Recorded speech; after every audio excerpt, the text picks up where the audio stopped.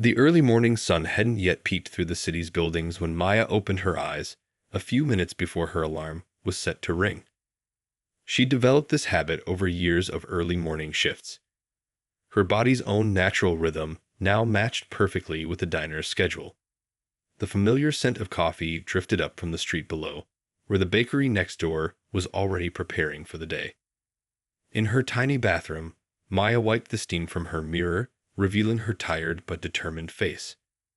Her fingers moved automatically as she buttoned up her blue waitress uniform, the same one she'd worn for the past 3 years at the Golden Cup Diner. But even in this simple morning ritual, music found its way into her movements. Her fingers tapped out a gentle rhythm on the counter. Beethoven's Moonlight Sonata, first movement. It was something she did without thinking, like breathing. The kitchen counter in her small apartment held an old photo frame, dusty but treasured. In it, a younger Maya sat at a grand piano, her face glowing with pride after winning a regional competition. 15 years of classical piano training, countless competitions, and dreams big enough to fill concert halls. All now tucked away like sheet music in a forgotten drawer. She picked up the frame, wiped it clean with her sleeve, and set it back down with a soft sigh. "Good morning, Mrs. Kumar." Maya called out to her elderly neighbor, who was already sweeping her doorstep. The old woman smiled warmly, pausing her morning routine to chat. "Another early shift, dear? You work too hard." Maya just smiled back, adjusting her name tag as she walked down the creaky stairs of their apartment building. The morning air was crisp, carrying the mixed aromas of fresh bread and city life. Maya walked the familiar 6 blocks to work, her comfortable shoes tapping against the sidewalk in rhythm with a melody only she could hear. Along the way, she passed the local music school, its windows dark and quiet at this hour. Sometimes, on her days off, she would slow down and listen to the piano lessons drifting through those windows, each hesitant note bringing back memories of her own journey. The Golden Cup Diner was already humming with early morning energy when Maya pushed through the glass door, setting off the little bell above. "There's my morning sunshine," called out Raj, the cook, his booming voice carrying from the kitchen. He'd already fired up the grills, and the smell of bacon and coffee filled the air.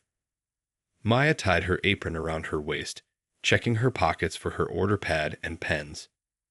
As she moved through her opening routine, filling salt shakers, checking coffee makers, wiping down tables, her mind wandered to the piece she'd been practicing in her head.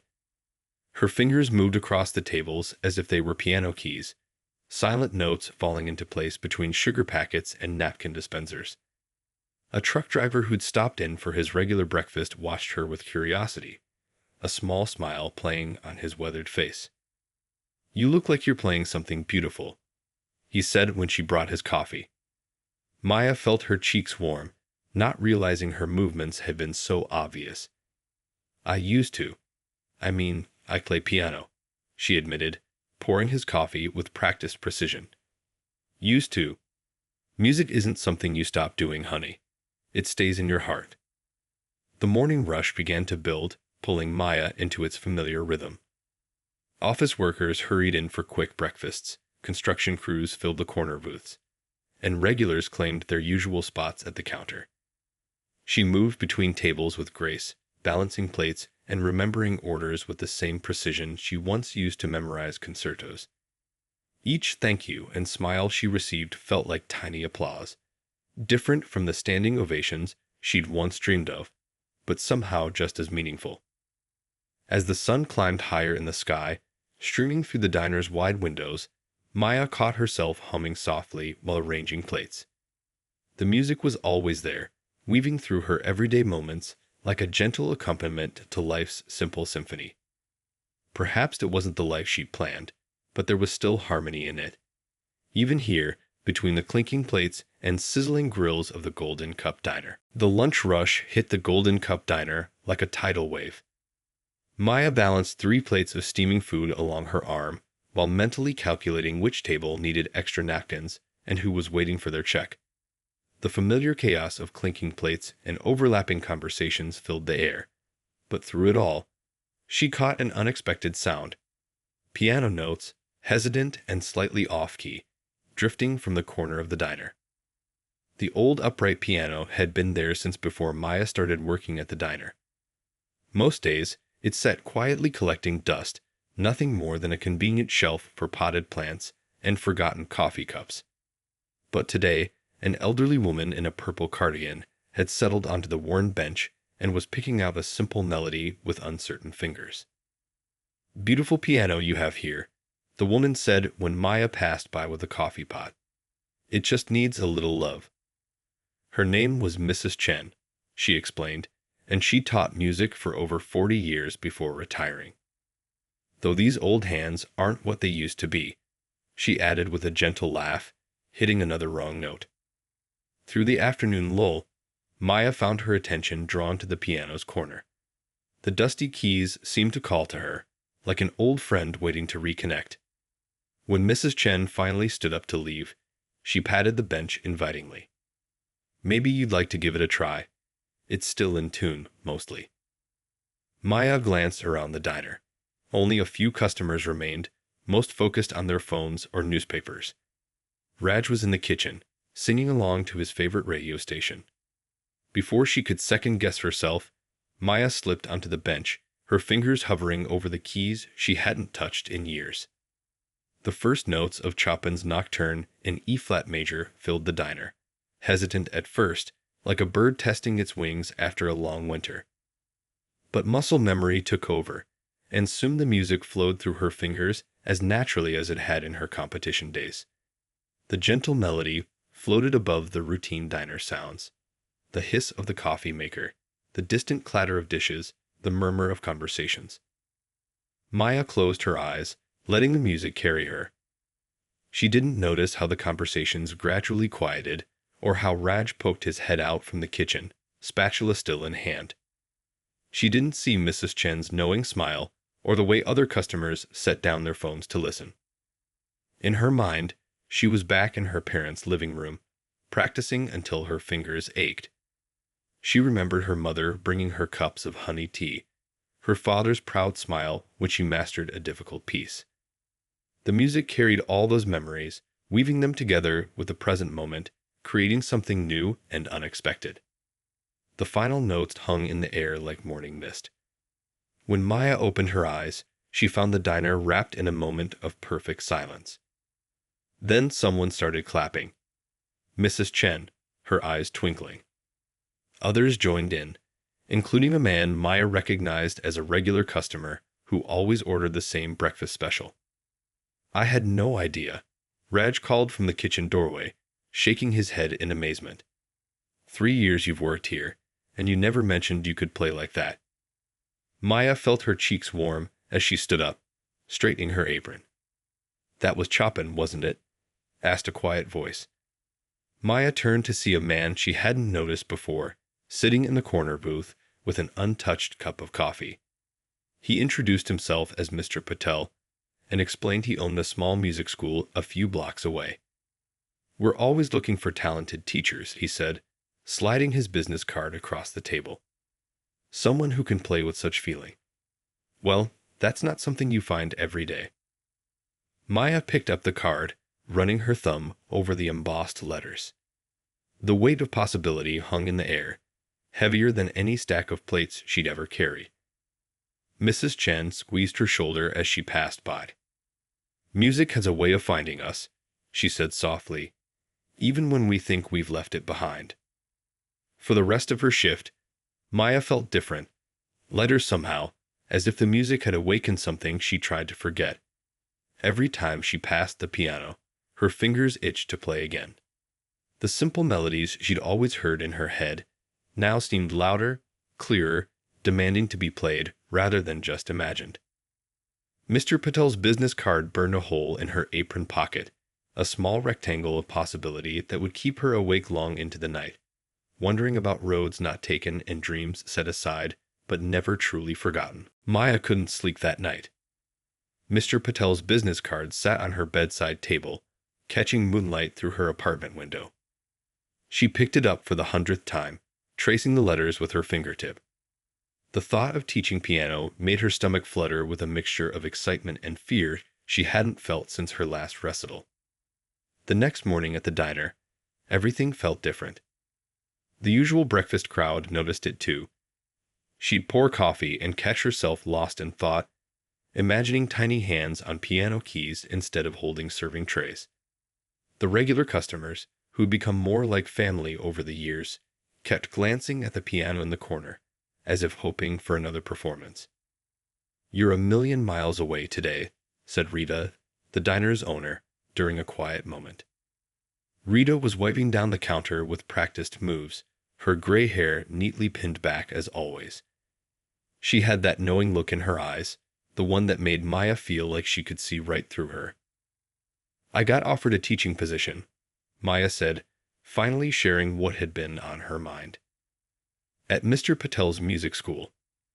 She explained about yesterday's impromptu performance, about Mrs. Chen, about the memories it had stirred up. Rita stopped wiping and leaned on the counter. "And what's holding you back?" she asked softly. The question hung in the air between them, heavy with meaning. Maya fiddled with her order pad. "Security, I guess. I know this job. I'm good at it. Teaching, that's different. What if I'm not any good? What if I can't pay my bills?" The words tumbled out, fears she hadn't even admitted to herself. "Let me tell you something," Rita said, pulling up a stool. "Before I owned this diner, I was a dance teacher." This made Maya look up in surprise. Rita smiled. "Ballet, actually. Taught for 15 years until my knee gave out. I thought my world was ending. But life has a funny way of leading us where we need to go, even when we think we're lost." The morning rush started picking up, but Rita wasn't finished. "You know what I see when you're working? I see someone who explains things patiently to new servers, who remembers every regular's order, who notices when old Mr. Wilson needs his coffee reheated before he even asks. Those aren't just waitressing skills, those are teaching skills." Throughout the day, Maya kept thinking about Rita's words. During her break, she finally gathered the courage to call the number on Mr. Patel's card. His warm voice answered, and before she knew it, she was agreeing to visit the music school that evening after her shift. The sun was setting when Maya pushed open the door of the Harmony Music School. The building was older than she expected, with wooden floors that creaked under her feet and walls lined with vintage concert posters. The sound of various instruments drifted from practice rooms, a violin scratching out scales, someone working through a trumpet piece, piano notes floating down the hallway. Mr. Patel met her in his office, a small room with a desk tucked between two upright pianos. "We're not a fancy conservatory," he said, gesturing to the well-worn furniture. "But we believe everyone deserves a chance to learn music, no matter their background." He explained how the school provided lessons to students who couldn't afford the bigger music academies in town, how they worked with local schools and community centers. "I'll be honest," he continued, "we can't offer much salary to start. Just part-time, a few students at first, but there's room to grow depending on how things go." He must have seen the uncertainty in Maya's face because he added, "Why don't you try teaching one lesson? See how it feels." Just then, a small girl poked her head around the doorframe. "Mr. Patel, is this the new teacher you told me about?"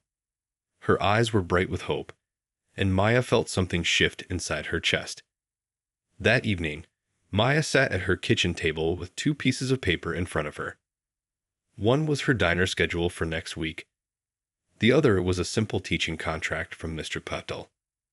The amount listed was less than half of what she made at the diner, but she kept hearing Rita's voice. Life has a funny way of leading us where we need to go. She picked up her phone and dialed Rita's number. When she answered, Maya took a deep breath. "Remember what you said about life leading us where we need to go? I think I need to make a change. But I don't want to leave the diner completely. Could we maybe work something out?" Rita's warm laugh came through the phone. "Oh, honey, I've been waiting for you to ask. Let's figure this out together. Balancing two worlds wasn't as easy as Maya had imagined. Her new schedule kept her running between the diner's morning shift and afternoon piano lessons, with barely enough time to change her clothes in between. Some days, she'd catch herself writing music notes instead of food orders, or almost calling her diner customers students. The first few weeks at the music school tested everything she thought she knew about music. Her first student was a bright-eyed 7-year-old who couldn't sit still for more than 2 minutes. The second was a teenager who'd rather be anywhere else, sent by parents who believed in the power of extracurricular activities. Each student brought their own challenges, forcing Maya to dig deep into her own experiences to find ways to connect. One rainy Tuesday, she arrived at the music school, tired from a particularly busy morning at the diner. Coffee had spilled on her shoes, and a demanding customer had sent back his eggs 3 times. But then she heard it, the sound of one of her students practicing early, stumbling through the same piece she'd struggled with at that age. The familiar notes of Clementi's Sonatina brought a smile to her face, washing away the morning's frustrations. "I've been practicing really hard," the young girl said proudly when Maya entered the practice room. Her small fingers were still on the keys, waiting for approval. Maya remembered that feeling, the desire to make your teacher proud, to prove that you worked hard. She sat down beside her student, demonstrating how to position her hands just so, and watched the girl's face light up when the difficult passage finally flowed smoothly. But the long days began to take their toll. Maya would wake up with her arms aching from carrying heavy plates, only to spend hours demonstrating proper piano technique. Dark circles appeared under her eyes, and Rita started giving her concerned looks at the diner. Even Mr. Patel noticed her fatigue, offering her a cup of tea one evening when she dozed off while grading theory worksheets. Everything came to a head during one hectic morning at the diner.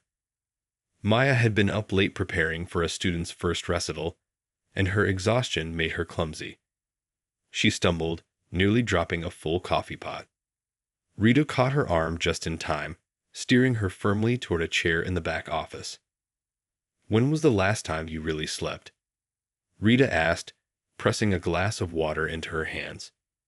Maya couldn't remember. The days had begun to blur together, the endless loop of coffee orders and piano scales. That evening, as Maya sat in the quiet music school after her last lesson, she found herself drawn to the grand piano in the recital room. Her fingers touched the keys gently, and she began to play. Not a classical piece this time, but a simple melody that had been forming in her head during her busy days. As she played, she thought about her students. There was quiet Ali, who never said much but whose eyes lit up when he mastered a new piece. And elderly Mrs. Kapoor, who'd always wanted to learn piano, but never had the chance until now. Each of them reminded her of different parts of her own journey. One student in particular, a young girl named Lily, showed the same passion Maya once had.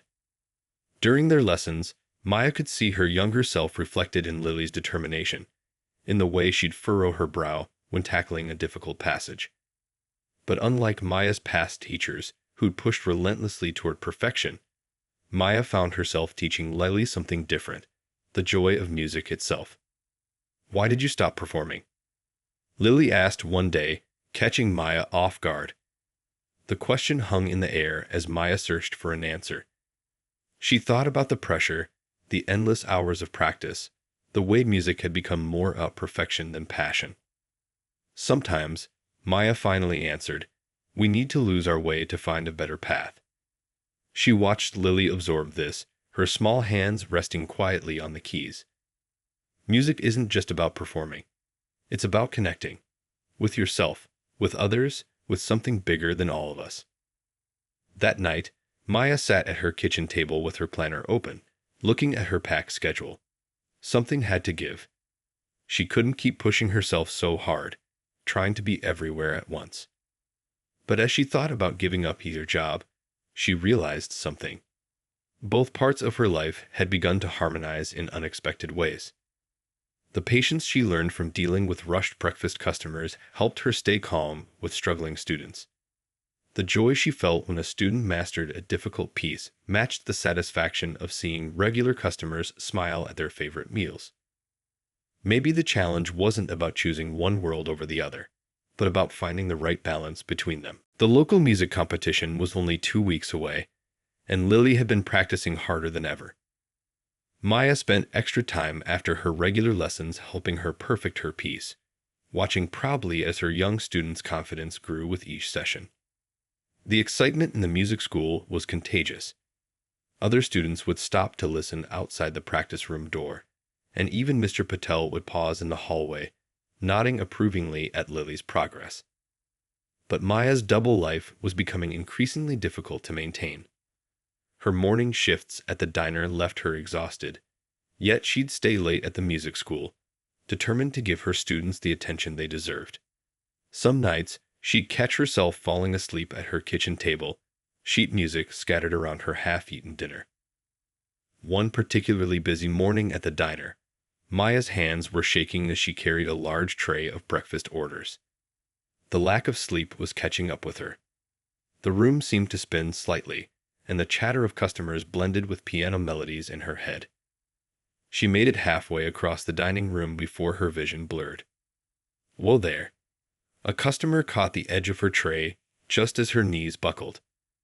Rita appeared out of nowhere, helping her to a nearby chair. The room fell quiet, concerned faces turned toward her. Maya could feel her cheeks burning with embarrassment. "That's it," Rita said firmly, pressing a glass of orange juice into her hands. "You're taking the rest of the day off." When Maya tried to protest, Rita shook her head. "No arguments. You can't pour from an empty cup, honey." At home, lying on her couch, Maya's phone buzzed with a text from Lily. "Can't wait for our lesson today. I finally got the tricky part." Maya's heart sank. She couldn't let Lily down, not this close to the competition. But Rita's words echoed in her mind. "You can't pour from an empty cup." Just then, her phone rang. It was Mrs. Chen, the elderly woman who'd played the piano that day in the diner. They'd kept in touch, and she'd become something of a mentor to Maya. "I heard what happened at the diner," she said softly. "Remember what I told you about my teaching days?" Maya listened as Mrs. Chen shared stories about her own struggles finding balance early in her career. "Teaching music isn't just about the notes," she said. "It's about being present, being whole. Your students need you at your best, not your most exhausted." That evening, despite Rita's protests, Maya went to the music school. But instead of teaching, she sat in Mr. Patel's office, finally ready to have the conversation she'd been avoiding. To her surprise, he seemed to have been waiting for this moment. "I've been watching you run yourself ragged," he said, pouring them both cups of tea. "You're a gifted teacher, Maya. Your students light up when they talk about their lessons. But you need to make a choice about what you really want." As if on cue, music drifted in from the practice room. Lily, arriving early as usual, working on her competition piece. The melody was strong, confident, nothing like the hesitant notes from their first lesson. Other students had started gathering too, chatting excitedly about the upcoming competition. Maya felt tears welling up in her eyes. "I don't want to leave the diner completely," she admitted. "Rita and the regulars, they're like family.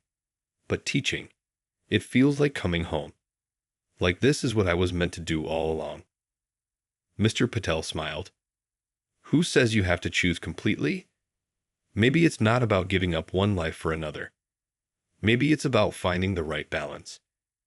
He slid a paper across his desk, a proposal for a fuller teaching schedule, but with flexibility to keep some morning shifts at the diner. That weekend, Maya sat in the audience at the local music competition, her heart pounding as Lily took the stage. The young girl's hands moved confidently across the keys, playing the piece they'd worked on together for so many hours. In that moment, Maya saw herself at that age, all the dreams, the passion, the pure joy of making music. When Lily hit the final note, the audience burst into applause. Maya found herself crying, but they weren't tears of regret for her own abandoned performance career. They were tears of joy of recognition. She had found her true calling, not on the concert stage, but in helping others find their own musical voice. Later that night, as she pinned Lily's first place ribbon to the music school's bulletin board, Maya felt a deep sense of peace. The exhaustion of recent weeks began to fade, replaced by a new kind of energy. Sometimes, she realized, life's most beautiful melodies come from the most unexpected arrangements. The morning after the competition, Maya woke up feeling different. The sunlight streaming through her window seemed brighter somehow, and the usual city noise outside felt more like a symphony than chaos. She sat at her small kitchen table, looking at the collection of photos she'd gathered over the years. Snapshots from the diner, her first few piano students, Lily holding her competition ribbon. Rita was wiping down the counter when Maya arrived at the diner, earlier than usual. The morning regulars hadn't started trickling in yet, and the coffee machines hummed quietly in the background. Maya's hands weren't shaking anymore, and her mind felt clearer than it had in weeks. "I need to talk to you," they both said at the same time, then laughed. Rita gestured to a quiet booth in the corner, the one where Maya had first met Mr. Patel. They sat down, steam rising from their coffee cups. "You first," Rita said, but her eyes suggested she already knew what was coming. Maya took a deep breath. "I love this place," she started, her voice catching slightly. "It's been more than just a job. You, the regulars, even the morning rush, it's all become part of who I am." She wrapped her hands around her coffee cup, drawing comfort from its warmth. But yesterday, watching Lily perform, something clicked. "I need to focus more on teaching." To her surprise, Rita was smiling. "I was wondering when you'd figure it out," she said, pulling out a folded piece of paper from her apron pocket. "I've been working on a new schedule. 2 morning shifts a week, maybe 3 during busy seasons. Enough to keep you part of the family, but giving you the time you need for your students." Maya felt tears welling up. "But how will you manage? Remember that culinary student who's been asking for more hours?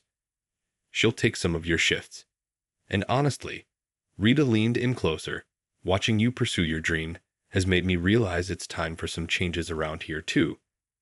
I'm thinking of starting evening events, maybe some live music nights." She glanced meaningfully at the piano in the corner. The next few days were a whirlwind of change. Maya cleared out the spare corner of her apartment, transforming it into a small music workspace. She hung up her old competition certificates, not as reminders of past glory, but as inspiration for her students. A tiny desk fit perfectly under the window, where she could work on lesson plans while watching the city life below. Word about Lily's competition success spread quickly. Parents started calling the music school, specifically requesting Maya as a teacher. Mr. Patel helped her organize her growing schedule, making sure she still had time to keep her promised diner shifts. One evening, while sorting through her old sheet music, Maya found a composition she'd started years ago, but never finished. The pages were slightly yellowed, the notes written in her younger self's careful hand. She sat at her keyboard, playing through what she'd written. The melody felt different now, less about proving something, more about expressing joy. The diner regulars supported her transition in their own ways. Old Mr. Wilson, who'd always ordered the same breakfast for years, brought in his granddaughter for piano lessons. The morning rush crowd collected funds to buy new music books for students who couldn't afford them. Even Raj, the cook, started humming classical pieces as he worked, picking them up from Maya's occasional playing on the diner piano. Maya's apartment began filling with small tokens from her jewel life. Thank you cards from students propped next to coffee-stained diner receipts, sheet music mixed with old order pads. Each item told a story of this unexpected journey, this blend of 2 worlds she'd never imagined could fit together so perfectly. On her last full-time morning at the diner, her regular customers organized a surprise celebration. They decorated her favorite booth with musical notes cut from paper napkins, and Rita brought out a special cake. As Maya looked around at these familiar faces, The business people who'd rushed through breakfast for years, the elderly couples who lingered over coffee, the construction workers who'd brightened her mornings with their jokes. She realized she wasn't really leaving. She was just adding new notes to an already beautiful melody. That evening, sitting at her keyboard with her lesson plans spread around her, Maya added a few more bars to her unfinished composition. The piece was finally taking shape, just like her life. Not quite what she'd originally planned, but somehow better, richer, more authentic. Through her window, she could hear the city's evening sounds mixing with her music, creating a symphony all its own. 1 year had passed since Maya's first impromptu performance on the diner's old piano. The community center's auditorium buzzed with excitement as parents, friends, and family members found their seats. Behind the stage, Maya adjusted the collar of her concert dress, so different from her waitress uniform, yet somehow just as comfortable now. Her students were backstage too, a mix of nervous energy and excitement. Lily, now preparing for her second competition season, helped the younger students straighten the performance clothes. Old Mrs. Kapoor sat calmly in the corner, reviewing her music one last time. The evening's program included everyone, from beginning students playing simple melodies to advanced performers tackling complex pieces. Remember, Maya told them all, gathering them in a circle, music isn't about being perfect. It's about sharing what's in your heart. She saw her own past teachers in her mind, how they'd focused on precision and perfection. Her path had taught her something different. That music was about connection, about joy, about finding your own voice. In the audience, she could see familiar faces from both her worlds. Rita sat in the front row, beaming like a proud mother. The diner regulars had come too, filling up 2 whole rows. Mr. Wilson had brought flowers for every performer. Even Raj had closed the diner early, something unheard of before today. The recital began with the youngest students. Maya watched from the wings as tiny fingers picked out simple tunes, some hesitant, some surprisingly confident. Each performance, no matter how simple or complex, earned genuine applause. This wasn't a competition. It was a celebration.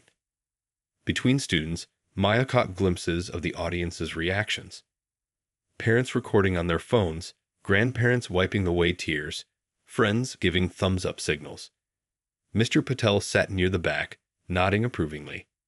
The music school had grown over the past year, partly thanks to the success of Maya's students. Halfway through the program, Maya stepped onto the stage. The same piano where she'd practiced for countless hours awaited her. Taking a deep breath, she began to play. Not a classical piece this time, but the composition she'd been working on all year. It told her story, the morning rush rhythms of the diner, the quiet moments between lessons, the joy of discovery, the warmth of community. As she played, memories flooded back. Her first nervous day at the music school, Rita's unwavering support, Lily's competition triumph, the late nights planning lessons, the early mornings serving coffee. Each had become a note in this melody, weaving together to create something uniquely her own. The piece ended with a gentle phrase that echoed the coffee shop bell's ring merged with a classical motif, a perfect blend of her 2 worlds. The audience's applause washed over her like a warm wave. When she looked up, she saw Rita dabbing her eyes with a napkin she must have brought from the diner. But the evening's highlight came at the end. Maya had arranged a surprise final, a group performance featuring all her students.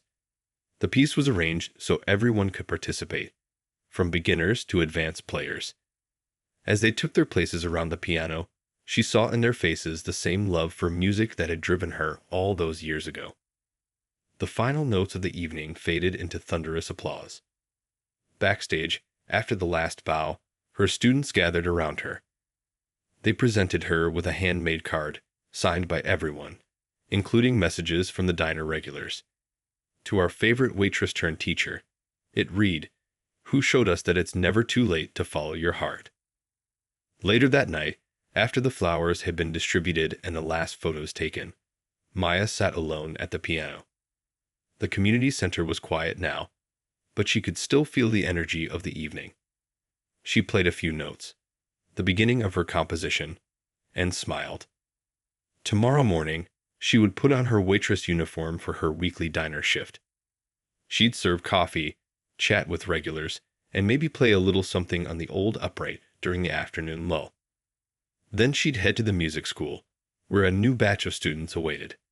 Her life had found its rhythm, its own unique harmony. As she gathered her things to leave, she noticed something on the piano, a small framed photo someone had left. It showed her at the diner's piano that first day, lost in the music. Next to it was a recent picture from the music school, surrounded by her students. Different moments, different dreams, but the same joy shining in her eyes. She picked up both photos, holding them close. Sometimes the best melodies come from the most unexpected combinations of notes, she thought. And sometimes the most beautiful life is the one you never planned. The one that finds you while you're busy making other plans, serving coffee, and teaching others to find their own song.